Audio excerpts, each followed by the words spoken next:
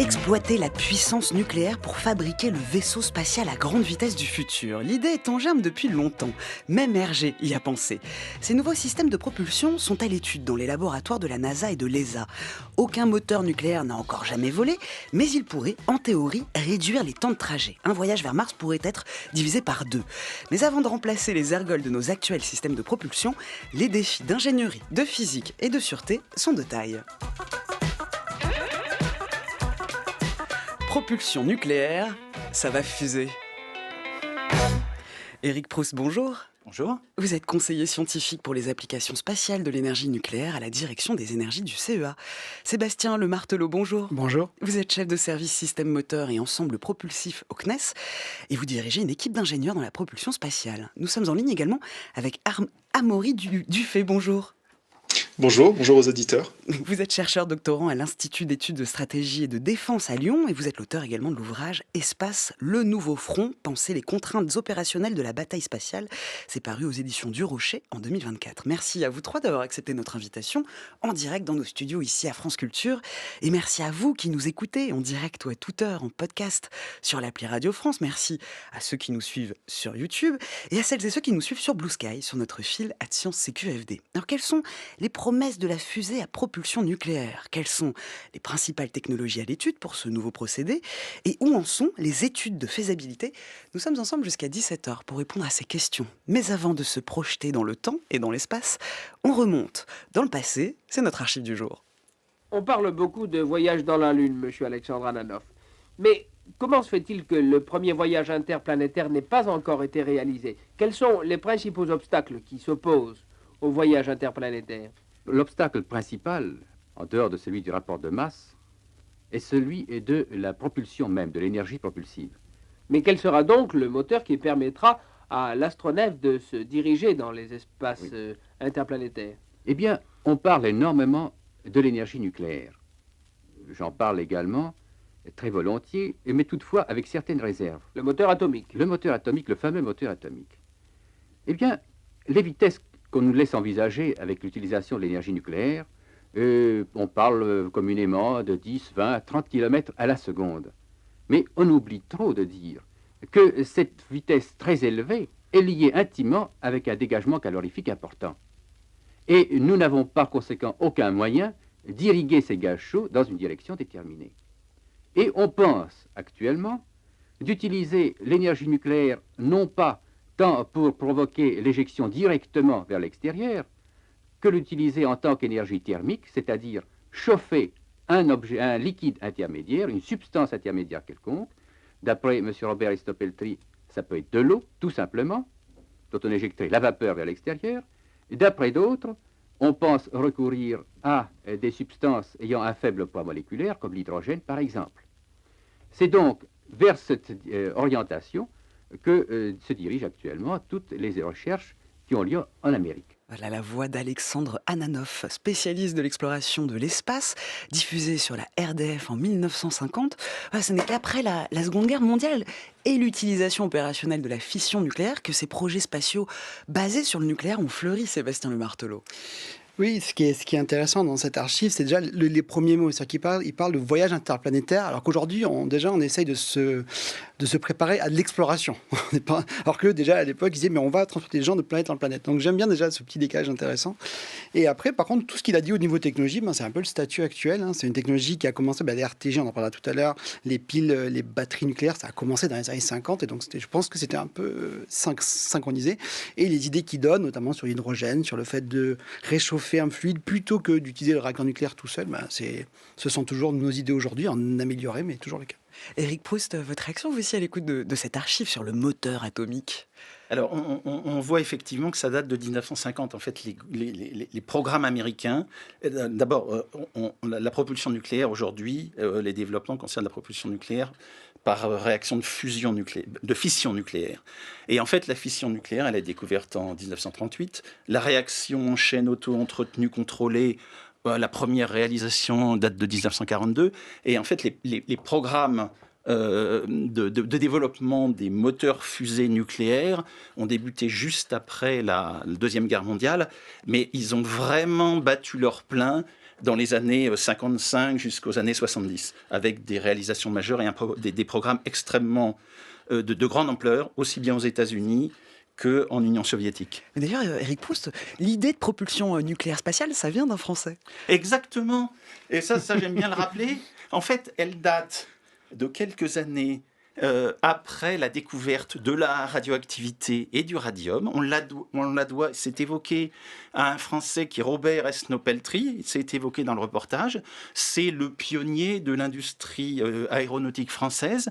Et en 1912, il a fait une communication devant la Société française de physique où il expliquait que pour des raisons de densité énergétique, la seule façon de réaliser des voyages interplanétaires, c'était par l'utilisation de ce qu'on appelait alors l'énergie infra-atomique. On n'avait pas encore compris la notion d'énergie nucléaire, mais c'est exactement le sens.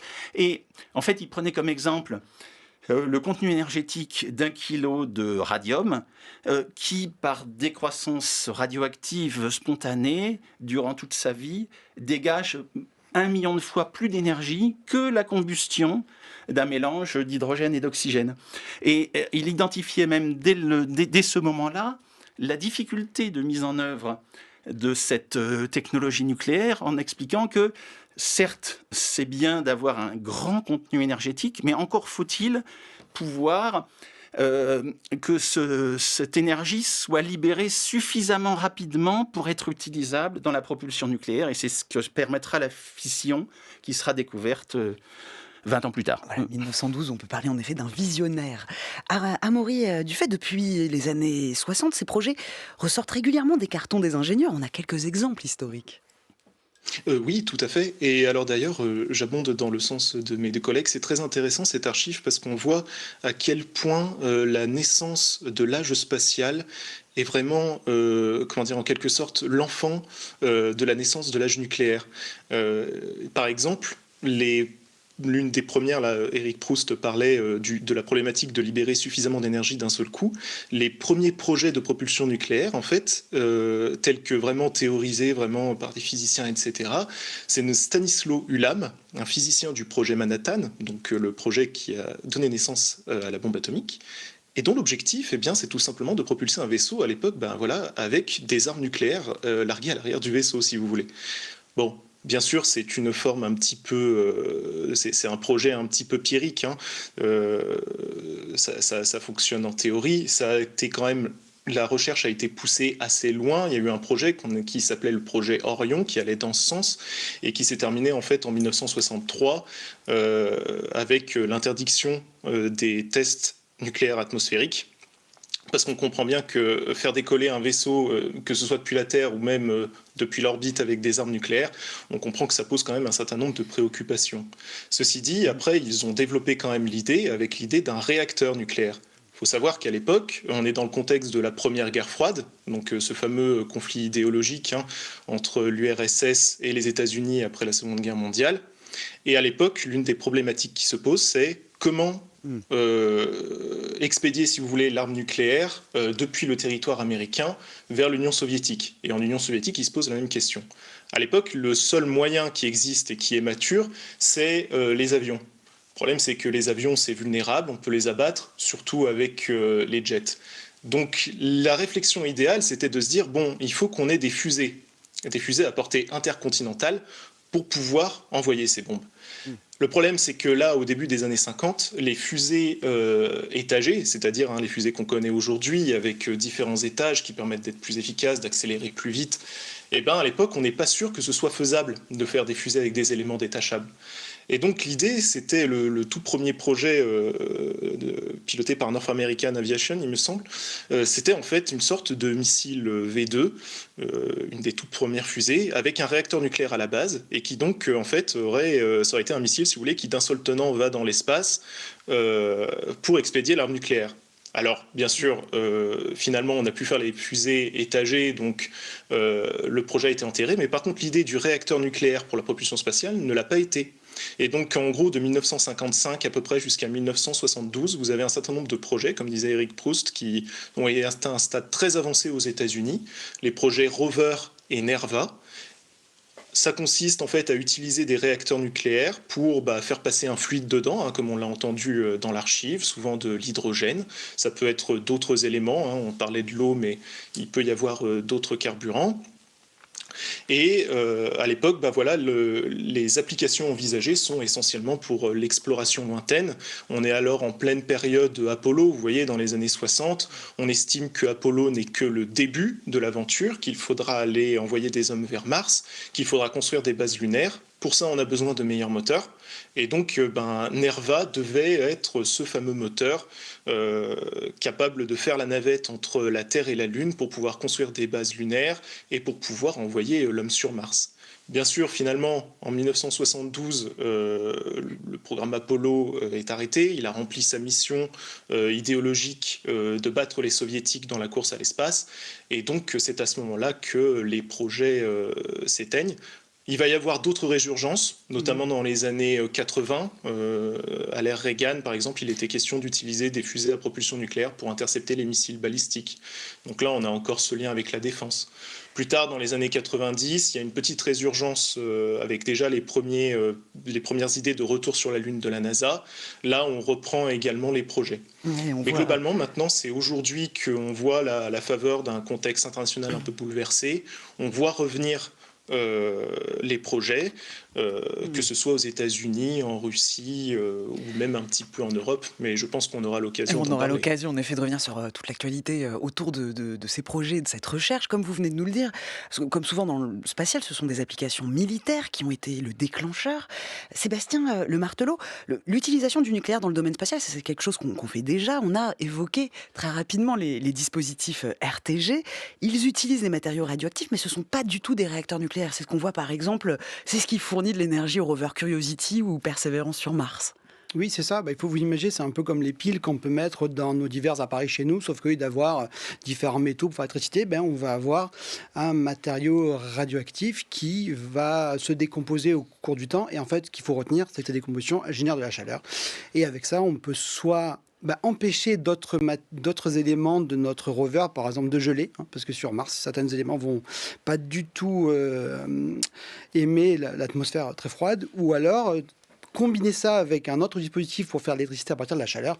Et dans ces cas-là, on peut alimenter pendant très très longtemps des capteurs, différemment des batteries et autres. Donc oui, ça existe depuis longtemps et comme vous l'avez dit, c'est utilisé sur Curiosity qui fonctionne toujours sur Perseverance. Puis c'est aussi utilisé, on a les sondes Pioneer et Voyager qui utilisent les RTG. En fait, dès qu'on fait de l'exploration spatiale très lointaine, c'est-à-dire au-delà de l'orbite de Jupiter, quand la quantité de lumière est trop faible et où l'utilisation des panneaux solaires n'est plus efficace, on fait appel à ces dispositifs. Par rapport maintenant à la propulsion, on va venir à cette propulsion nucléaire, mais d'abord nos méthodes très classiques, Eric Proust, de façon générale, il faut dire que la propulsion spatiale, elle est basée sur la troisième loi de Newton.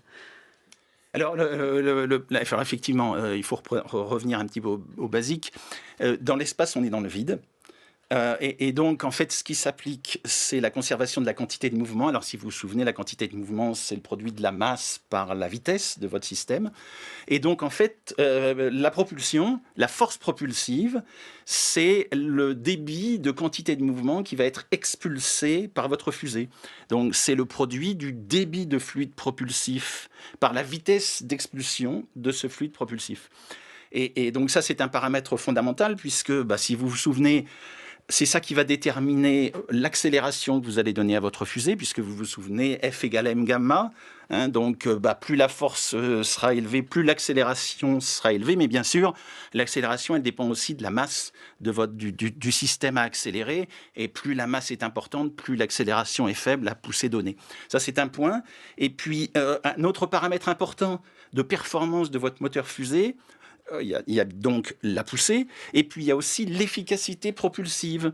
L'efficacité propulsive, elle est proportionnelle à la vitesse d'éjection, et c'est un peu un concept un peu similaire à la consommation d'essence, de carburant de votre voiture. Et à la différence près que dans l'espace, il n'y a pas de station d'essence. Et donc, au départ, il faut que vous embarquiez toute la masse de fluide propulsif nécessaire pour arriver à destination. Cette masse peut être extrêmement importante. Et l'efficacité propulsive va vous déterminer finalement la masse de fluide propulsif à embarquer. Plus elle sera élevée, plus elle sera faible. Et cette efficacité propulsive, ou plus exactement la masse de fluide propulsif à embarquer, elle décroît exponentiellement avec l'efficacité propulsive. Donc l'efficacité propulsive est aussi un paramètre extrêmement important dans la performance de votre propulsion spatiale. Voilà, aujourd'hui, dans la propulsion dans l'espace, ce sont des systèmes soit thermiques, chimiques, avec un moteur à combustion qui utilise des ergols stockables, soit c'est de la propulsion électrique, ionique, avec des propulseurs électriques. Sébastien Le Martelot, quels sont les avantages, les inconvénients de ces deux technologies? Juste pour rebondir sur ce que Eric vient de dire, si on prend la propulsion chimique, le problème c'est la quantité en portée. C'est comme, il faut vous imaginer, le problème qu'on a, c'est un peu bête à dire comme ça, mais le problème qu'on a avec l'espace, c'est qu'il faut d'abord y aller. C'est un peu comme si nous, dans le monde, vous disiez que vous ne pourriez pas prendre un train de Paris pour aller à Lyon, vous êtes obligé d'aller en Norvège pour aller à Lyon. Vous disiez que c'est un peu compliqué quand même. C'est ça. Nous, on est obligé d'aller se débrouiller dans l'espace et après, on réfléchit à ce qu'on fait ensuite. Et donc, le problème de la propulsion chimique, c'est ça. C'est que le carburant qu'on veut utiliser après pour voyager dans l'espace, il faut qu'on l'emporte en plus de celui qu'on doit utiliser pour décoller. Et donc, on n'a pas beaucoup de possibilités d'emport parce qu'il nous reste qu'un bout. La propulsion électrique, c'est un petit peu différent parce que on peut par exemple utiliser des panneaux solaires. C'est ce qu'on voit sur toutes les photos de satellites. La station spatiale en a, donc ça marche très bien. C'est beaucoup moins performant en termes de poussée. Eric a parlé d'efficacité tout à l'heure, et c'est exactement ça. La propulsion électrique, ça a une très grande efficacité, mais ça va vous faire une poussée très faible. Donc actuellement, on est un peu dans l'entre-les-deux, c'est-à-dire que vous avez des satellites en orbite qui ont des panneaux solaires et une poussée très faible, donc ils ne peuvent pas vraiment voyager, c'est pas dans un film, c'est pas comme ceux qui ont connu GoldenEye de James Bond, le satellite il peut pas tourner comme il veut autour de la Terre, parce qu'il a un tout petit moteur, il fait ce qu'il peut. Et par contre, si on avait un élément, un vaisseau avec un propulseur chimique qui pourra aller effectivement loin et vite, mais il n'irait pas longtemps parce qu'il n'aurait plus de carburant. Donc c'est là où le nucléaire intervient. Voilà, pour la propulsion chimique, pour bien se rendre compte, par exemple, 85% de la masse d'Ariane 5 au décollage est due au carburant. La poussée reste donc assez faible comparée à la masse d'ergols embarquée. Avant d'approfondir le concept de téléportation quantique, qui ne fonctionne aujourd'hui que pour les photons, avant de réussir à mettre la main sur un trou de verre, ces tunnels spatio-temporels, quelles sont donc les promesses d'une propulsion de type nucléaire? Restez à l'écoute.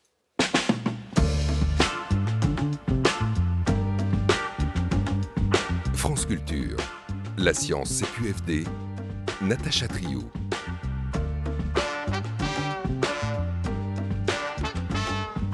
En direct sur France Culture avec Eric Proust, Sébastien Le Martelot et Amaury Dufay, nous parlons des fusées du futur à propulsion nucléaire. On vient de voir que la première tentative sérieuse par une équipe, c'est le projet Orion, un projet qui a été annulé et interdit à partir de 1963. Aujourd'hui, ces projets sont de nouveau d'actualité. Amaury Dufay, quels seraient les usages, les avantages, avant de parler de la technique, de comment techniquement on peut mettre au point des fusées avec des moteurs atomiques, c'est le temps de voyage qui est intéressant dans ces technologies. Oui, tout à fait. Comme on l'a expliqué plus tôt, l'avantage de la propulsion nucléaire, c'est qu'elle est à la fois très efficace et elle permet d'avoir une bonne poussée, et donc vous pouvez avoir des temps de trajet plus courts. Donc typiquement avec la propulsion chimique actuelle, si vous voulez aller vers Mars, il faut compter à peu près 8 mois. Avec la propulsion nucléaire thermique, vous réduisez ce temps à 6 mois. Avec certains moyens de propulsion très avancés, on peut même parler de 45 jours. Mais là, ça fait intervenir des systèmes nucléaires électriques, c'est-à-dire où le réacteur alimente un moteur électrique, comme on l'a ionique, comme on l'a expliqué plus tôt. Et là, le problème, c'est qu'en fait, oui, la traversée, entre guillemets, si vous voulez, peut durer 45 jours, mais entre-temps, comme le moteur met très longtemps à accélérer, il vous faut 3 mois pour accélérer autour de la Terre, et après, généralement, il vous faut autant à peu près pour freiner à l'arrivée. Donc, c'est pas forcément l'option retenue. Mais sinon, il y a d'autres promesses donc pour le temps de trajet, mais on peut aussi citer par exemple l'alimentation de sondes. Les sondes peuvent aller plus loin, emporter plus de charge, par exemple pour les planètes externes. Ou alors on peut imaginer aussi l'alimentation de bases à la fois habitées ou inhabitées sur la Lune, puisque vous savez que sur la Lune, le cycle de jour-nuit dure 28 jours, donc vous avez à peu près 14 jours de nuit, 14 jours de soleil, et pendant la nuit, vous ne pouvez pas utiliser panneaux solaires, et donc là, l'énergie nucléaire est utile. Les propulseurs actuels plafonnent à moins de 0,01% de la vitesse de la lumière. Éric Proust, quels seraient les ordres de grandeur pour ces prochains moteurs en termes de vitesse ? Alors en fait, dans l'espace, on ne raisonne pas en vitesse absolue. La trajectoire que vous allez concevoir, calculer pour arriver à destination, elle se définit en termes de cumul d'incréments de vitesse nécessaires pour accélérer, quitter par exemple l'orbite terrestre, ensuite faire les manœuvres de trajectoire, de correction de trajectoire, et puis ensuite freiner à destination. Et donc l'enjeu avant tout est de réaliser un delta V dans des conditions optimum en termes de masse, d'efficacité de propulsion. Donc on ne raisonne pas en termes de vitesse, mais si on considère que ce delta V est une vitesse réelle, typiquement les ordres de grandeur, c'est de l'ordre de 8 km par seconde, par exemple, pour réaliser une mission habitée vers Mars, telle qu'on l'évoquait. Et c'est une mission qui pourrait, si on est capable de fournir ce delta V de 8 km par seconde, être réalisée typiquement en 600 jours aller-retour en 20 mois, ce qui est une durée extrêmement longue, si elle est réalisée avec de la propulsion chimique. Et donc, comme l'évoquait Maury, avec de la propulsion nucléaire thermique, vous pouvez gagner 30%, disons, ou moins 30% dans la durée du trajet.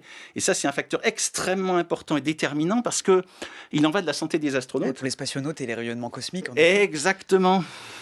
C'est en effet des données qui ne sont pas négligeables. Sébastien Le Martelot, maintenant, techniquement, on voit qu'il y a 2 stratégies qui sont à l'étude. La méthode la plus simple, entre guillemets, pour exploiter l'énergie dégagée par la fission nucléaire, c'est ce qu'on appelle la propulsion nucléothermique, la NTP. Quel est ce procédé ? Alors, la NTP, c'est un système... il faut vous imaginer, si on prend une analogie simple par rapport à nos voitures, c'est un peu, au lieu d'avoir votre essence qui brûle avec de l'air dans votre voiture, même vous dites, mon essence, elle va passer à travers quelque chose qui la chauffe à très haute température, et c'est cette essence éjectée qui va me faire avancer ma voiture. Et là, c'est comme ça que marchent les NTP, c'est-à-dire qu'on va avoir un fluide qu'on veut le plus léger possible, pour des raisons d'efficacité, qui va traverser un cœur nucléaire. Il va monter à très haute température. Quand on parle de très haute température, on est proche des 3000 degrés. Il faut imaginer que nous, pauvres êtres humains, à 30 degrés, on a chaud. Là, on est à 3000, donc c'est une température qu'on a du mal à concevoir. Mais ça va éjecter un gaz très léger, très chaud, et ça va générer une poussée. Donc c'est effectivement le plus simple, mais c'est beaucoup de contraintes à gérer. Alors en fait, si vous me permettez, c'est très similaire en fait à un moteur de propulsion cryogénique chimique. En fait, c'est un moteur de propulsion cryogénique chimique où on a remplacé la chambre à combustion par un réacteur nucléaire. Et on a les mêmes technologies de réservoir cryogénique qui va contenir le fluide propulsif. Sauf dans un cas, c'est uniquement de l'hydrogène liquide. Dans l'autre cas, c'est hydrogène liquide et oxygène liquide. On va avoir les mêmes technologies de pompe qui va extraire le fluide cryogénique du réservoir et puis le monter en pression et l'injecter dans le réacteur. Et puis, de la même façon, on a une tuyère derrière le réacteur, derrière la chambre à combustion.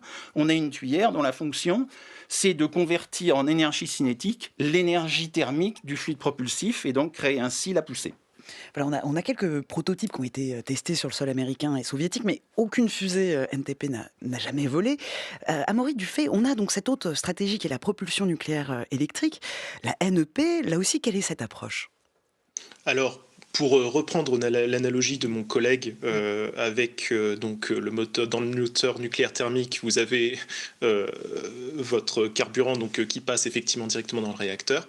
Eh bien, dans un moteur nucléaire électrique, le réacteur en fait fournit l'électricité nécessaire au moteur ionique. Les moteurs ioniques, pour l'expliquer très simplement, vous avez un gaz, vous lui enlevez quelques électrons, du coup il obtient une charge positive, et à ce moment-là, avec un fort courant électrique, vous pouvez l'accélérer. C'est extrêmement efficace. Le problème, c'est qu'il faut énormément d'électricité. Et cette électricité, soit vous pouvez l'employer, vous pouvez la produire avec des panneaux solaires, c'est ce qu'il se fait aujourd'hui très couramment, soit si vous voulez aller plus loin dans des zones où il va y avoir moins de soleil, et ben à ce moment-là, soit vous augmentez votre surface de panneaux solaires, soit vous utilisez le réacteur nucléaire.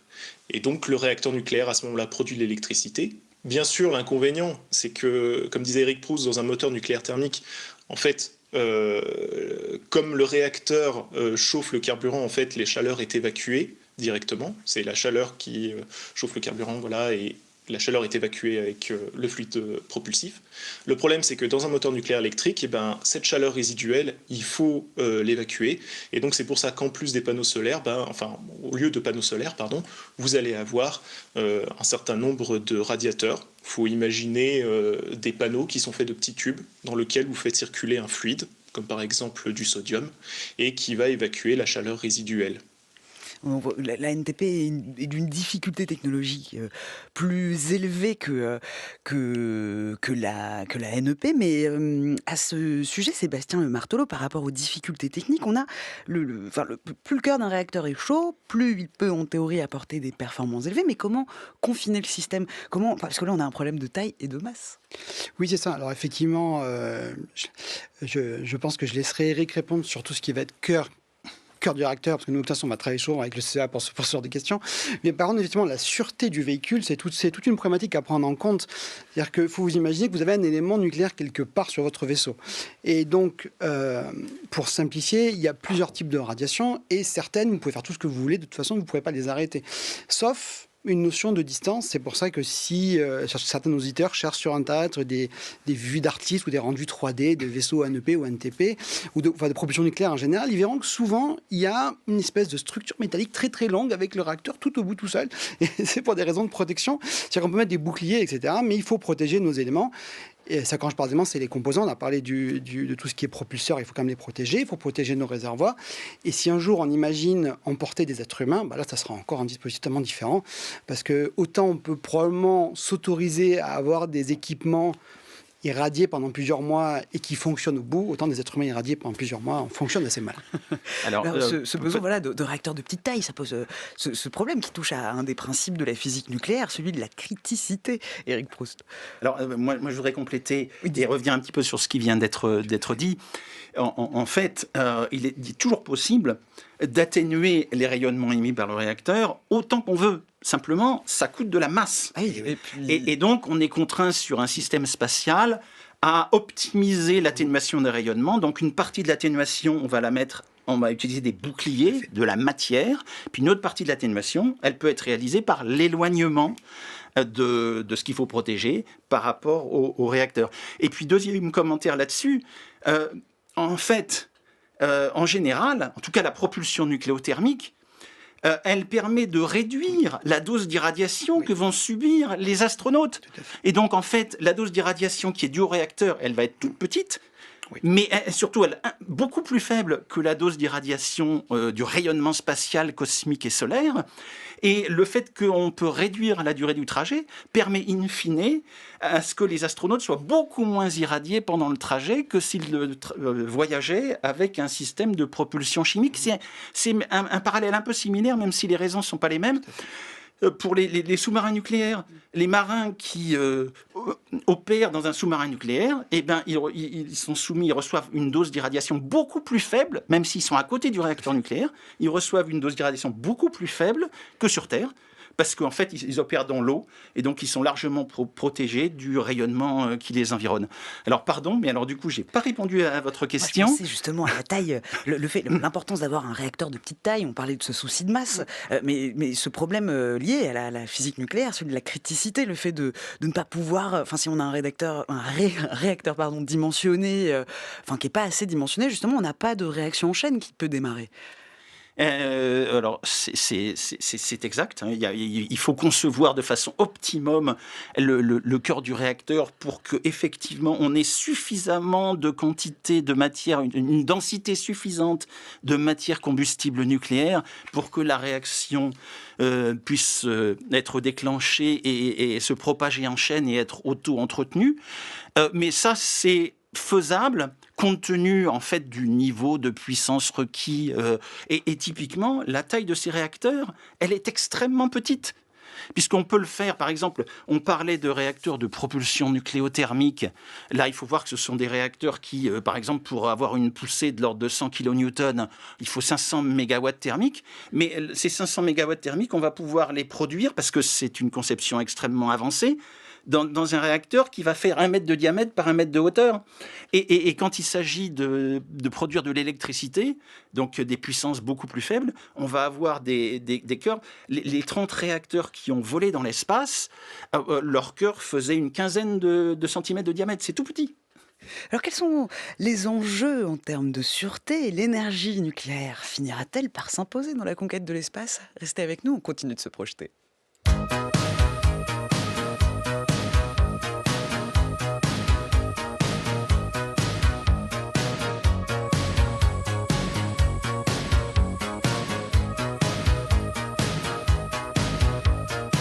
Au-dessus des vieux volcans, glisse tes ailes sous le tapis du vent.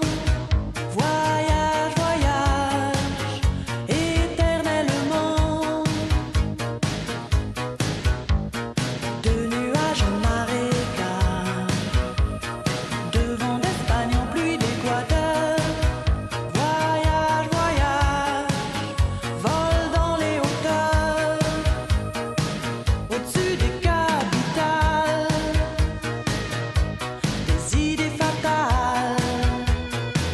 Regarde l'océan.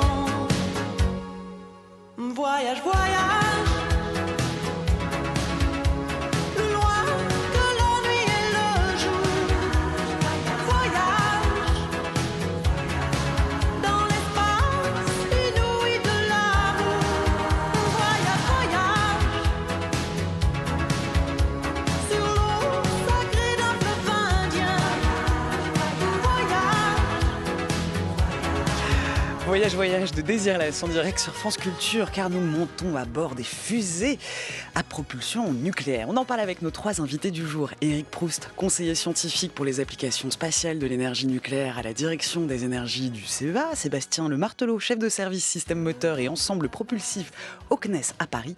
Et Amaury Dufay, chercheur doctorant à l'IESD de Lyon. On vient de voir qu'en termes d'efficacité, la propulsion nucléaire permettrait une vitesse d'éjection des gaz très importante, tout en supportant des temps de poussée très longs.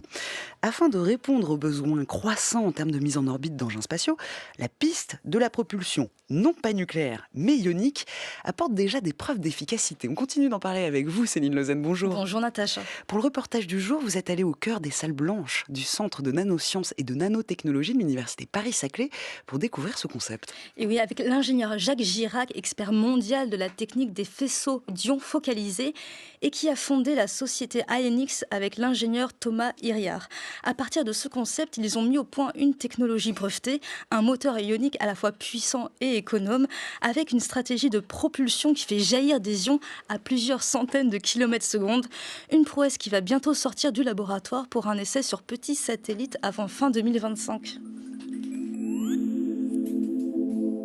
Donc, je suis Jacques Girac, je suis ingénieur de recherche et moi qui dirige les activités instrumentation et source d'ions. On va aller dans les salles blanches du laboratoire au niveau de ce qu'on appelle la technologie de microfabrication par faisceau d'ions fibre et on visitera ensuite le laboratoire propulsion. Thomas Iriart, président directeur général d'IONIX. Il y a plusieurs milliers désormais de petits satellites qui sont lancés en orbite basse chaque année et ces satellites ont un besoin de mobilité spatiale pour effectuer des manœuvres d'évitement de débris, de désorbitation et effectuer leur mission régalienne. Et donc nous, ce qu'on a développé sur la base de la technologie créée ici par Jacques Girac et le C2N, c'est un moteur qui soit à la fois compact, puissant et efficace avec un carburant qui est produit en France et qui est non toxique. Vous avez dit donc des points, donc on est sur une surface d'un certain matériau qui est donc jonché de ce pic à échelle nano, recouvert par ce gel ionique, ce liquide, ce sel quoi. Et de manière à, sous haute tension, il me semble, de générer ces cônes de Taylor pour induire ces propulsions où on arrache des ions. C'est ça qui fait toute la force de cette technologie. Oui, c'est effectivement comme ça que ça fonctionne, c'est-à-dire qu'on diffuse notre liquide ionique à la surface de ces pointes à l'échelle nanométrique par capillarité à partir de notre réservoir de liquide, et ensuite on applique une haute tension de plusieurs kilovolts. De grandeur pour qu'on s'en compte.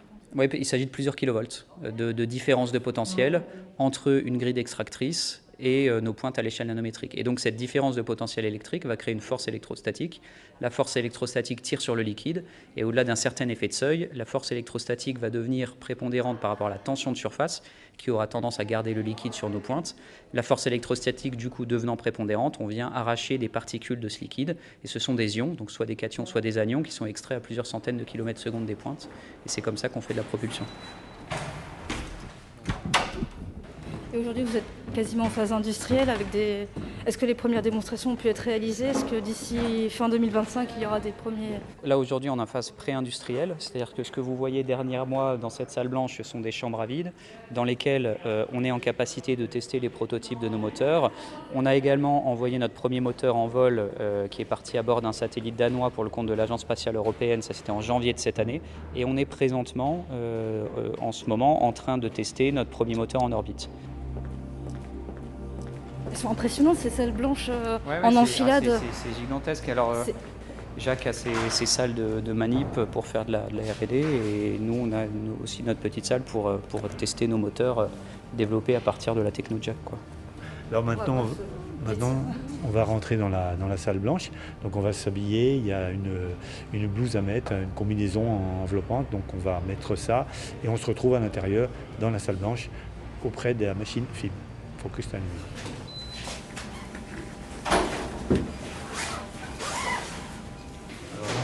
Couloir de circulation de la salle blanche, donc une salle empoussièrement contrôlée. On se dirige vers la salle où on développe les machines à faisceau d'ion focalisé pour la micro et la nanoélectronique. Vous avez l'autre partie là où on teste le propulseur. Donc là, c'est le domaine où travaille Sophia. Sophia est une postdoctorante qui travaille avec moi, qui vient de l'Université de Lisbonne. Elle a mis au point tout le protocole de caractérisation du faisceau tel qu'il est émis par notre nouveau propulseur, donc le propulseur qui est développé avec l'aide du CNRS et de plusieurs partenaires, dont le CNES, donc Centre national d'études spatiales de Toulouse, Airbus et IonX. Mais c'est une technologie qui appartient entièrement et pleinement au CNRS et on est aidé par CNRS Innovation et Jean-Marc Schmidbil justement qui est le responsable qui nous suit chez CNRS Innovation pour développer cette technologie-là. Donc ça, c'est une petite question bête, mais par rapport à ce que vous disiez tout à l'heure, les pics sur les surfaces, c'est dans cette enceinte-là qu'on va pouvoir tester ces cônes de taille-là. Dedans, il y a un moteur. Là, vous avez un moteur. Vous pouvez dire un peu les dimensions et le caractériser un peu de manière descriptive? Alors, le moteur sur lequel on travaille, c'est une plaque qui fait à peu près 125 mm de côté et dans lequel il y a des cellules émissives, donc un certain nombre, on peut en mettre plusieurs. Donc en fait, on a cette chambre-là. Le faisceau est émis depuis le fond et vient vers nous. Là, vous avez des électrodes qui vont permettre de mesurer le courant et ce sur quoi travaille Sophia, c'est un système d'une matrice de capteurs qui sont scrutés de façon régulière par une informatique qui dirige le signal récupéré par chacun des capteurs pour reconstruire une cartographie, pas en temps réel, mais à l'échelle de quelques secondes. Et on peut suivre l'évolution de ce qu'on appelle la plume, le faisceau qui sort d'un propulseur. Les gens du spatial appellent ça une plume. Nous, on appelle ça un faisceau. Pour eux, c'est une plume. Donc là, je vous présente la salle blanche d'Ionix, qui est la salle dans laquelle on réalise une partie de nos essais sur nos prototypes de moteurs. Moi, je suis Lucille Moncel, je suis ingénieure mécanique chez Ionix depuis 1 an et demi à peu près. Et ici, du coup, on est en salle blanche. C'est ici qu'on va venir tester nos moteurs à l'aide des différentes chambres à vide qui sont là. Il y a une chambre à vide. Il y en a 2 là. Oui, il y en a 2 là, des grandes. Là, il y en a 2 petites. Et en fait, on fait le vide dans ces enceintes et ça. ensuite on teste les moteurs. Ouais, en fait on a des pompes qui vont venir tirer l'air, aspirer l'air à l'intérieur et ça nous permet de recréer le vide spatial. Et du coup on peut tester nos moteurs quasiment dans les conditions spatiales. Quasiment. On pourra pas. Oui, on peut contrôler la température, on peut contrôler le vide. Après on pourra jamais enlever la gravité, mais on se rapproche au maximum. Pour vous en tant que jeune ingénieur, ça doit être hyper excitant de travailler sur ce genre de mission. Ouais, on se dit qu'on est ici sur Terre, on développe des technos qui vont être utiles pour mettre en orbite des satellites, voire plus après peut-être des voyages spatiaux. Ouais, c'est super cool de se dire que j'ai pu participer à un projet et puis toucher des pièces moi-même qui sont actuellement dans l'espace. Ça rend la chose beaucoup plus concrète et ça fait plaisir de travailler sur un projet comme ça. Merci Céline Lausanne. Tous nos reportages en immersion sont à retrouver en podcast dans la collection La Science au Labo sur votre appli préférée. Sébastien Le Martelot, une réaction à ce qu'on vient d'écouter? Oui, alors ce qui est intéressant, c'est que si on relie par rapport à ce qu'on a fait avant, la propulsion nucléaire électrique, ça va être la production d'énergie électrique, mais derrière, il faut bien un propulseur, quelque chose pour avancer. Et là, ce que l'on entend, c'est une des technologies prometteuses qui existent. Et on a entendu au tout début de l'émission, Amaury parler justement des technologies pour réduire le voyage vers Mars. Alors, le 45 jours a été évoqué, mais et c'est avec des technologies comme ça dont le but est d'avoir une efficacité, dont parlait Eric tout à l'heure, bien plus grande que la propulsion électrique actuelle. Et donc, ça fait partie Alors, il y a plusieurs technologies en cours de recherche, mais voilà. Éric Proust, vous souhaitiez vous aussi, me semble, réagir à l'écoute de ce reportage, mais je me suis peut-être trompé. Non, mais alors je peux compléter effectivement. Peut-être pour limiter la portée de ce qu'on entend souvent en disant la propulsion nucléaire électrique, ça permet des durées de trajet de 45 jours vers Mars. Alors ça a déjà été tempéré par Amaury en expliquant que ça c'est peut-être la durée du trajet une fois qu'on a quitté l'attraction terrestre et avant qu'on cherche à capter l'orbite de Mars, mais fondamentalement, les propulseurs électriques aujourd'hui, les plus puissants du marché, ont une poussée qui est 1 million de fois plus faible qu'un moteur cryogénique chimique, donc aussi d'un moteur nucléothermique. Et donc, il faut pousser beaucoup plus longtemps. Il faut exercer cette poussée beaucoup plus faible pendant beaucoup plus longtemps. Et donc, en fait, la propulsion électrique, qu'elle soit nucléaire ou autre, elle prend beaucoup plus de temps pour atteindre la destination. Alors nous, on arrive à la destination de ces questions, ces enjeux majeurs que sont ces enjeux de sûreté. Dans notre émission Tintin, 1000 milliards de 1000 savoirs, le spationaute Jean-François Clavois nous racontait que Hergé avait déjà imaginé ça. Une fois la fusée dans l'espace, la propulsion chimique se coupe et elle est remplacée par un système de propulsion nucléaire. Amaury Dufay, aujourd'hui, tout le monde est d'accord pour ne pas faire démarrer la réaction en chaîne et donc la propulsion nucléaire à partir du sol, mais de faire démarrer tout ça sur une orbite dite de sécurité. Oui, tout à fait, parce qu'on l'a bien compris, même si il faut savoir que, bien sûr, il y a des risques, comme toute technologie et comme toute technologie a priori nucléaire, il faut savoir quand même que ce sont des risques qui sont connus depuis les années 60, et du coup, comme ils sont connus, ils sont gérables. Et effectivement, un des risques majeurs, c'est déjà une défaillance du lanceur, c'est-à-dire que, comme disait mon collègue, il faut déjà y aller dans l'espace, c'est risqué. Et donc, en cas de défaillance du lanceur, est-ce qu'il y a un risque pour le réacteur? L'une des solutions, c'est déjà de ne l'activer effectivement qu'une fois dans l'espace. L'autre solution, c'est en quelque sorte de protéger les éléments combustibles de la céramique. Et effectivement, comme vous l'avez très bien dit, l'autre solution, en fait, c'est d'activer le réacteur qu'une fois sur une orbite relativement haute. Et par là, j'entends, si jamais il y a un problème, même une fois dans l'espace, que sa trajectoire ne l'amène pas à rentrer dans l'atmosphère de manière prématurée ou risquée. Il y a un problème aussi, c'est au niveau du combustible en l'occurrence. Dans les années 60, il était question parfois d'utiliser de l'uranium hautement enrichi, donc enrichi à la hauteur de 20 à 85%. Aujourd'hui, on envisage de l'uranium plutôt faiblement enrichi, voilà, donc de 2 à 20%, à peu près en ordre de grandeur.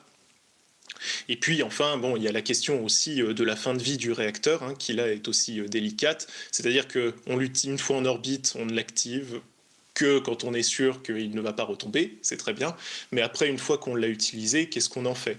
Là, la solution la plus souvent envisagée, en fait, c'est ce qu'on appelle des orbites cimetières, donc, qui sont autour du Soleil, loin de la Terre. Mais on peut aussi imaginer des réacteurs, par exemple dans les années 80, il était question de réacteurs dans lesquels en fait le combustible serait sous forme de gravillon, en quelque sorte, dans un tambour en rotation. Et là, ça ouvre la possibilité théorique de purger le réacteur en fin de vie, si vous voulez, puis de remplacer le combustible nucléaire.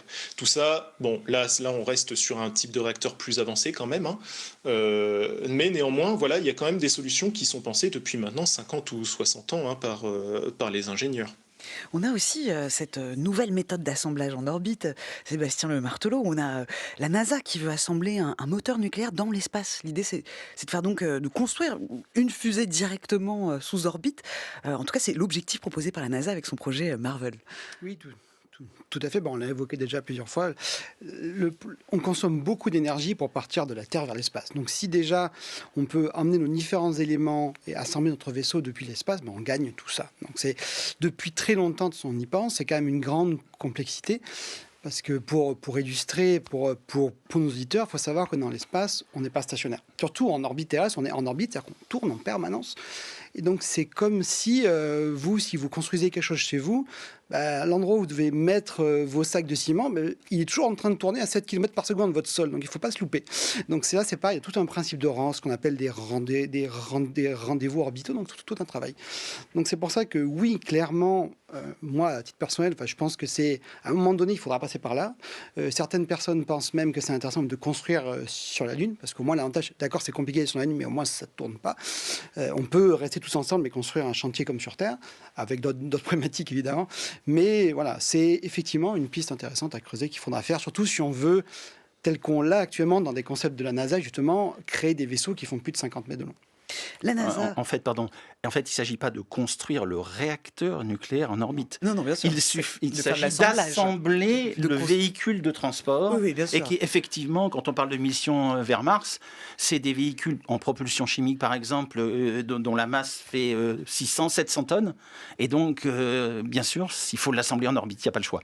Ce serait en effet un tournant quand même pour la conception des futurs vaisseaux, puisque toutes les fusées jusqu'à présent ont été conçues pour être envoyées d'un bloc depuis la Terre.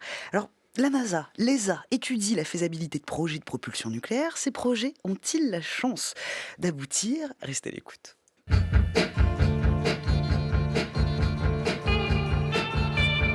France Culture.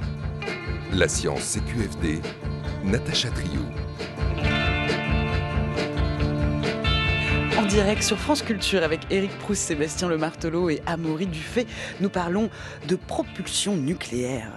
Amaury Dufay, la France a une forte industrie nucléaire et aérospatiale.